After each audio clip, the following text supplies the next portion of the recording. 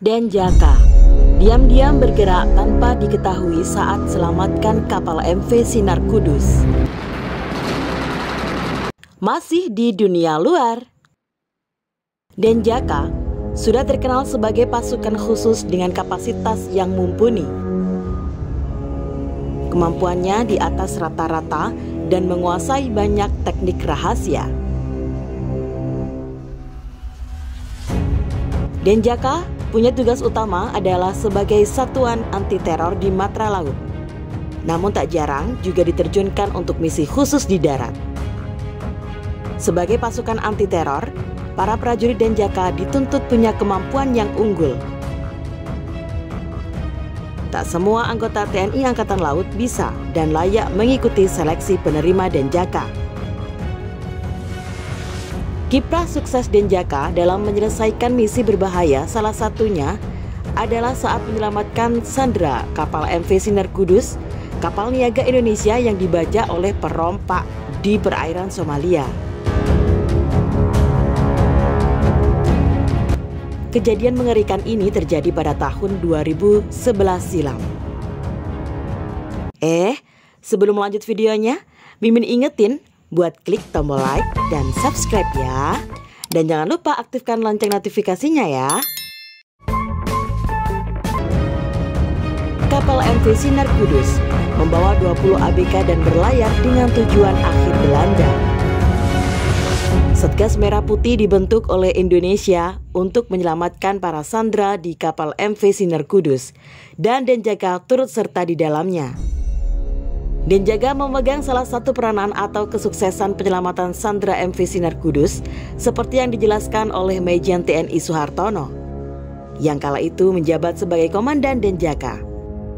Majen Suhartono menceritakan kejadian menegangkan selama operasi pembebasan kapal MV Sinar Kudus. Ada 3 instruksi dari Presiden kala itu.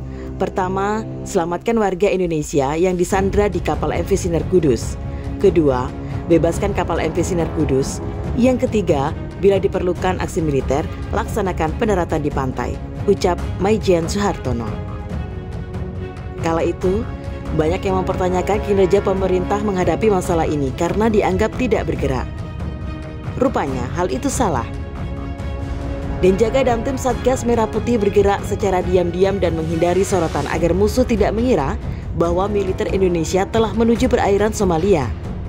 Persiapannya sekitar 1 minggu untuk menyiapkan KRI dan menyiapkan pasukan serta taktik, jelas Majen Suhartono. Di saat yang bersamaan, Satgas Merah Putih juga mengumpulkan data intelijen terkait posisi kapal dan peta kekuatan musuh. Rupanya, para perompak ini cerdas dan membuat kapal MV Sinar Kudus terus bergerak agar sulit dilacak. Kalau pembajak ini tahu kita mengirimkan pasukan ke sana, mungkin ABK tidak akan selamat. Harus rahasia mungkin, lanjutnya.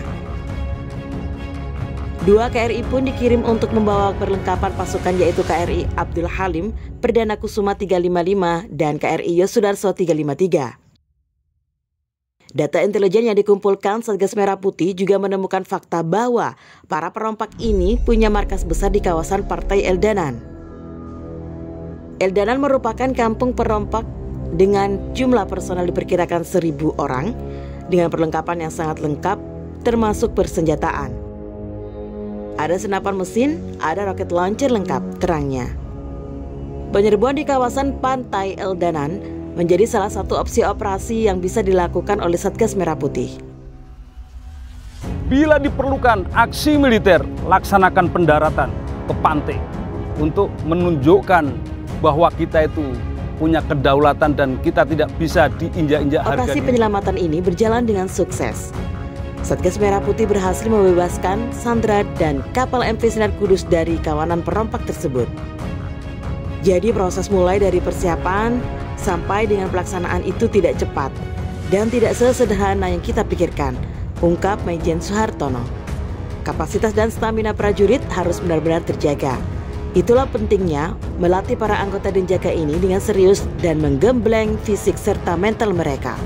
Sebab lautan bukanlah habitat wajar bagi manusia.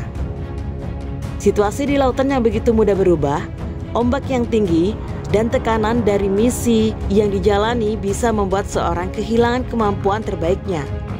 Namun, tak begitu dengan para anggota Denjaka yang mendapat julukan hantu laut ini. Denjaka dengan semua pelatihan dan pendidikan yang mereka lakukan terbukti bisa tetap menjadi prajurit yang terbaik di lautan. Nah, gimana sob? Semoga video ini bermanfaat buat kalian semua ya. Kalau kalian suka dengan video ini, jangan lupa klik like. Dan kalau belum subscribe, Mimin ingetin buat subscribe ya. Sampai jumpa di video selanjutnya.